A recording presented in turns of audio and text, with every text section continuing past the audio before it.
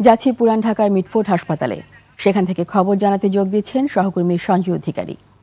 সঞ্জয়, মিটফোর্ডে ভর্তি হওয়া আহতদের খবর সহ আপনার কাছে আর কি তথ্য আছে আমাদের জানান।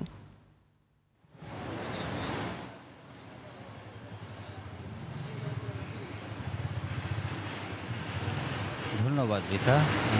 আমি দাঁড়িয়ে আছি পুরান ঢাকার মিটফোর্ড হাসপাতালে।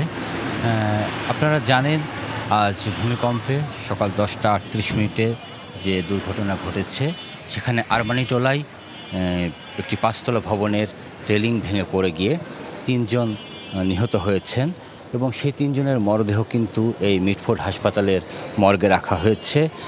এদের মধ্যে একজন শিশু রয়েছে। এখনও পর্যন্ত হাসপাতাল কর্তৃপক্ষ সেই শিশুর পরিচয় নিশ্চিত করতে পারেনি।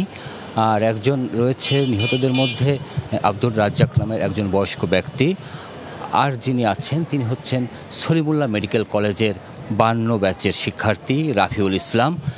রাফিউল ইসলামের মরদেহটিও রয়েছে এখন পর্যন্ত মিটফোর্ড হাসপাতালের মর্গে। আর একই ঘটনায় আহত হয়েছেন রাফিউল ইসলামের মা। তাকে কিন্তু এখনও পর্যন্ত চিকিৎসা দেওয়া হচ্ছে এবং তার মা কিন্তু এখনও জানেন না যে তার সন্তান পৃথিবী ছেড়ে চলে গেছে। আমরা হাসপাতাল থেকে আর যতটুকু জানতে পেরেছি, এর বাইরেও আরও 15 জন এসেছিলেন আহত অবস্থায় চিকিৎসা নিতে। এদের মধ্যে সকলেরই প্রাথমিক চিকিৎসা দেওয়া হয়েছে এবং প্রাথমিক চিকিৎসা শেষে তারা সবাই বাসায় ফিরে গেছে, কিন্তু হাসপাতালে অবস্থান করছে রাফিউল ইসলামের মা।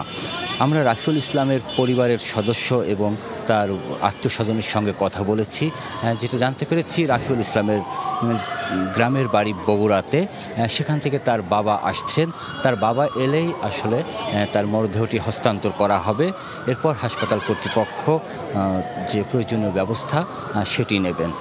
আর হাসপাতাল থেকে আরও জানানো হয়েছে, অন্য যে আহত রোগীরা এসেছিল তাদের মধ্যে গুরুতর আহত তেমন কেউ ছিল না, শুধুমাত্র রাফিউলের মা ছাড়া।